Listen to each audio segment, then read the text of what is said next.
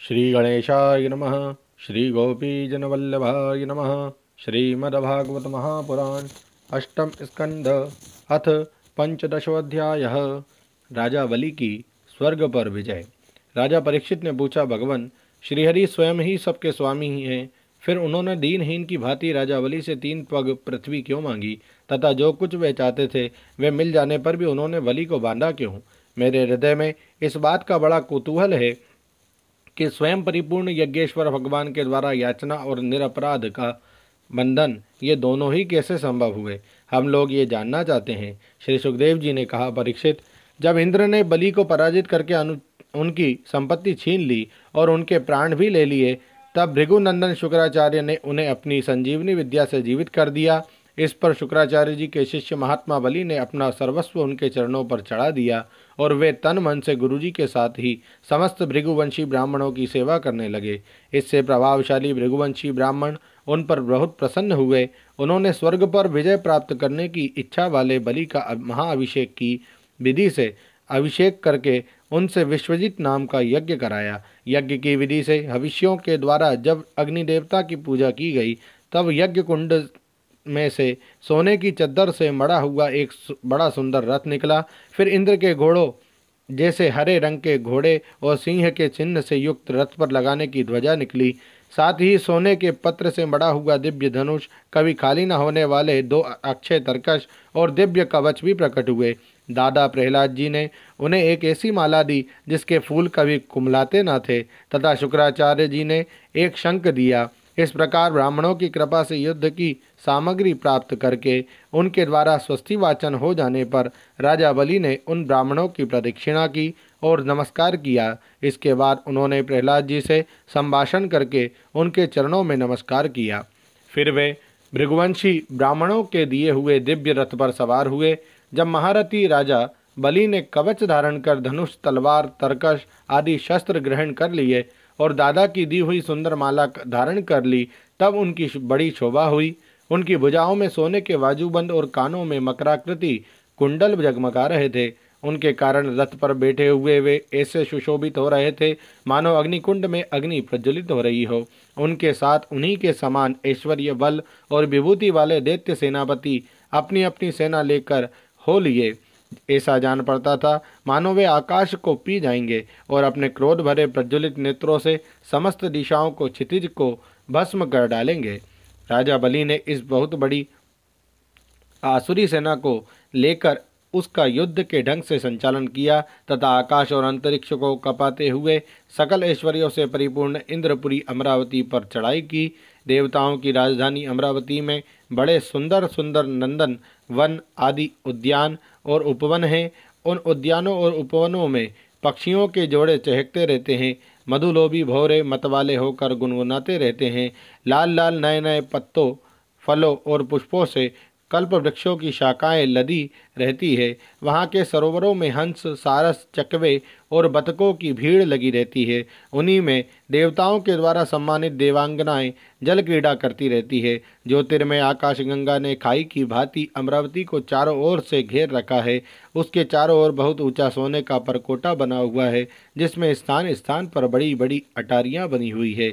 सोने के किवाड़ द्वार द्वार पर लगे हुए हैं और स्फटिक मणि के गोपुर नगर के बाहरी फाटक हैं। उसमें अलग अलग बड़े बड़े राजमार्ग हैं। स्वयं विश्वकर्मा ने ही इस पुरी का निर्माण किया है। सभा के स्थान, खेल के चबूतरे और रथ चलने के बड़े बड़े मार्गों से वह शोभायमान है। 10 करोड़ विमान उसमें सर्वदा विद्यमान रहते हैं और मणियों के बड़े बड़े चौराहे एवं हीरे और मूंगे की वेदियां बनी हुई है। वहाँ की स्त्रियां सर्वदा 16 वर्ष की सी लगती है। उनका यौवन और सौंदर्य स्थिर रहता है। वे निर्मल वस्त्र पहनकर अपने रूप की छटा से इस प्रकार देदीप्यमान होती है जैसे अपनी ज्वालाओं से अग्नि। देवांगनाओं के जुड़े से गिरे हुए नवीन सुगंधित पुष्पों की सुगंध लेकर वहाँ के मार्गों में मंद मंद हवा चलती रहती है।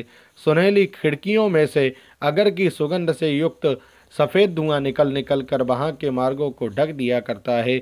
उसी मार्ग से देवांगनाएं जाती आती हैं। स्थान स्थान पर मोतियों की झालरों से सजाए हुए चंदोबे तने रहते हैं।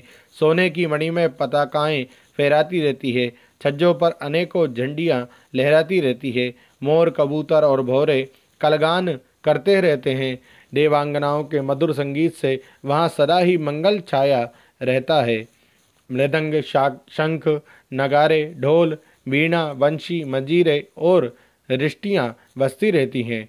गंधर्व बाजों के साथ गाया करते हैं और अप्सराएं नाचा करती है। इनसे अमरावती इतनी मनोहर जान पड़ती है मानो उसने अपनी छटा से छटा की अधिष्ठात्री देवी को भी जीत लिया है। उस पुरी में अधर्मी, दुष्ट, जीवद्रोही, ठग, मानी, कामी और लोभी नहीं जा सकते।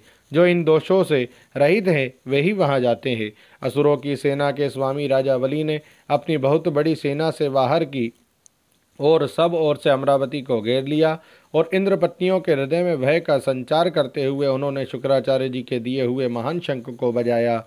उस शंख की ध्वनि सर्वत्र फैल गई। इंद्र ने देखा कि बलि ने युद्ध की बहुत बड़ी तैयारी की है, अतः सब देवताओं के साथ वे अपने गुरु बृहस्पति जी के पास गए और उनसे बोले कि हे भगवान, मेरे पुराने शत्रु बलि ने इस बार युद्ध की बहुत बड़ी तैयारी की है। मुझे ऐसा जान पड़ता है कि हम लोग उनका सामना नहीं कर सकेंगे। पता नहीं किस शक्ति से इनकी इतनी बढ़ती हो गई है। मैं देखता हूँ कि इस समय बलि को कोई भी किसी प्रकार से रोक नहीं सकता। वे प्रलय की आग के समान बढ़ गए हैं और जान पड़ता है मुख से इस विश्व को पी जाएंगे, जीव से दसों दिशाओं को चाट जाएंगे और नेत्रों की ज्वाला से दिशाओं को भस्म कर देंगे। आप कृपा करके मुझे बतलाइए कि मेरे शत्रु की इतनी बढ़ती का, जिसे किसी प्रकार भी दबाया नहीं जा सकता, क्या कारण है? इसके शरीर, मन और इंद्रियों में इतना बल और इतना तेज कहाँ से आ गया है कि इसने इतनी बड़ी तैयारी करके चढ़ाई की है? देवगुरु बृहस्पति जी ने कहा, इंद्र, मैं तुम्हारे शत्रु बलि की उन्नति का कारण जानता हूँ। ब्रह्मवादी भृगुवंशियों ने अपने शिष्य बलि को महान तेज देकर शक्तियों का खजाना बना दिया है। सर्वशक्तिमान भगवान को छोड़कर तुम या तुम्हारे जैसा कोई और भी बलि के सामने उसी प्रकार नहीं ठहर सकता जैसे काल के सामने प्राणी। इसलिए तुम लोग स्वर्ग को छोड़कर कहीं छिप जाओ और उस समय की प्रतीक्षा करो जब तुम्हारे शत्रु का भाग्य चक्र पलटे। इस समय ब्राह्मणों के तेज से बलि की उत्तरोत्तर वृद्धि हो रही है। उसकी शक्ति बहुत बढ़ गई है। जब यह उन्हीं ब्राह्मणों का तिरस्कार करेगा तब अपने परिवार परिकर के साथ नष्ट हो जाएगा। बृहस्पति जी देवताओं के समस्त स्वार्थ और परमार्थ के ज्ञाता थे। उन्होंने जब इस प्रकार देवताओं को सलाह दी तब वे स्वेच्छानुसार रूप धारण करके स्वर्ग छोड़कर चले गए। देवताओं के छिप जाने पर विरोचन नंदन बलि ने अमरावतीपुरी पर अपना अधिकार कर लिया और फिर तीनों लोकों को जीत लिया। जब बलि विश्व विजयी हो गए तब शिष्य प्रेमी भृगुवंशियों ने अपने अनुगत शिष्य से 100 अश्वमेध यज्ञ करवाए। उन यज्ञों के प्रभाव से बलि की कीर्ति कौमुदी तीनों लोकों से बाहर भी दसों दिशाओं में फैल गई और वे नक्षत्रों के राजा चंद्रमा के समान शोभायमान हुए। ब्राह्मण देवताओं की कृपा से प्राप्त समृद्ध राज्य लक्ष्मी का वे बड़ी उदारता से उपभोग करने लगे और अपने को कृत्य सा मानने लगे। ओम नमो भगवते वासुदेवाय। श्रीमद्भागवते महापुराणे पारमहंस्यां संहितायाम् अष्टम स्कंदे पंचदशोऽध्यायः। श्रीकृष्णार्पणमस्तु। हरये नमः, हरये नमः, हरये नमः। जय श्री कृष्ण।